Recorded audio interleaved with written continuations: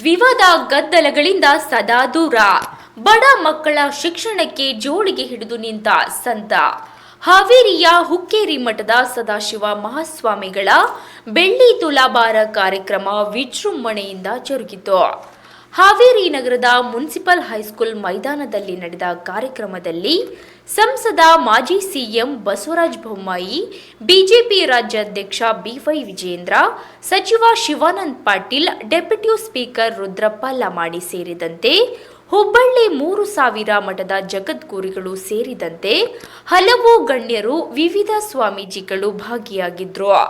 ಬಡ ಮಕ್ಕಳಿಗಾಗಿ ಉಚಿತ ಪ್ರಸಾದ ನಿಲಯ ಕಟ್ಟಿಸುತ್ತಿರುವ ಸದಾಶಿವ ಸ್ವಾಮೀಜಿಗಳು ತಮಗೆ ಮಾಡಿದ ಬೆಳ್ಳಿ ತುಲಾಭಾರದ ಬೆಳ್ಳಿಯನ್ನೆಲ್ಲ ಪ್ರಸಾದ ನಿಲಯ ಕಟ್ಟಿಸಲು ವಿನಿಯೋಗಿಸುವ ನಿರ್ಧರಿಸಿದ್ದಾರೆ. ಹೀಗಾಗಿ ಭಕ್ತರೆಲ್ಲೂ ಸೇರಿ ಗಣ್ಯರ ಸಮ್ಮುಖದಲ್ಲಿ ಅದ್ಧೂರಿಯಾಗಿ ಬೆಳ್ಳಿ ತುಲಾಭಾರ ಮಾಡಿದ್ರು. Bureau report, Tausif, Haveri. ಹಾವೇರಿನಲ್ಲಿ ಇಲ್ಲಿ ಸೇರಿರ್ತಕ್ಕಂಥ ಒಂದು ಭಕ್ತ ಸಾಗರ, ಜನಸಾಗರವನ್ನು ನಾವು ನೋಡ್ತಾ ಇದ್ರೆ,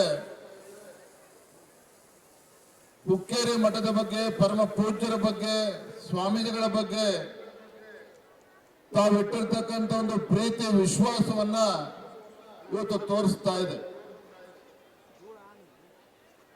ನಾನು ಈ ಆವರಣಕ್ಕೆ ಬಂದಂತ ಸಂದರ್ಭದಲ್ಲಿ ಜನಸಾಗರವನ್ನು ನೋಡಿದಾಗ ಮಂತ್ರಮುಗ್ಧನಾದೆ.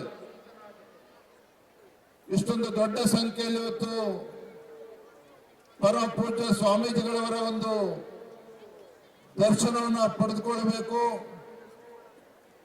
ಅದೇ ರೀತಿ ಒಂದು ಬೆಳ್ಳಿಯ ತುಲಾಭಾರವನ್ನು ನೋಡಬೇಕು ಅಂತೇಳಿ ತಾವೆಲ್ಲರೂ ಕೂಡ ದೊಡ್ಡ ಸಂಖ್ಯೆಯಲ್ಲಿ ತಾವೆಲ್ಲರೂ ಕೂಡ ಸೇರಿದ್ದೀರಿ.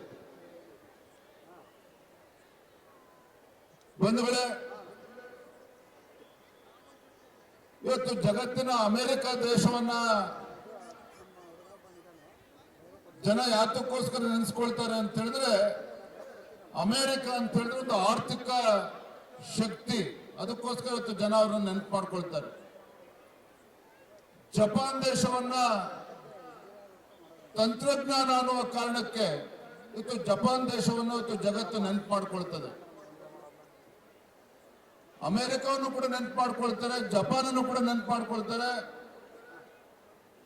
ಇವತ್ತು ಭಾರತವನ್ನು ಕೂಡ ಜಗತ್ತು ಇವತ್ತು ಗೌರವವನ್ನು ಕೊಡ್ತಾ ಇದೆ. ಕಾರಣ ಏನಪ್ಪಾ ಅಂತ ಹೇಳಿದ್ರೆ, ಅಮೆರಿಕಗೆ ಆರ್ಥಿಕ ಶಕ್ತಿ ಆದ್ರೆ ಜಪಾನಿಗೆ ತಂತ್ರಜ್ಞಾನ ಅಂತ ಹೇಳಿದ್ರೆ, ಇವತ್ತು ಭಾರತದ ದೊಡ್ಡ ಶಕ್ತಿ ಅಂತ ಹೇಳಿದ್ರೆ ಭಾರತದ ಒಂದು ಆಧ್ಯಾತ್ಮಿಕತೆ.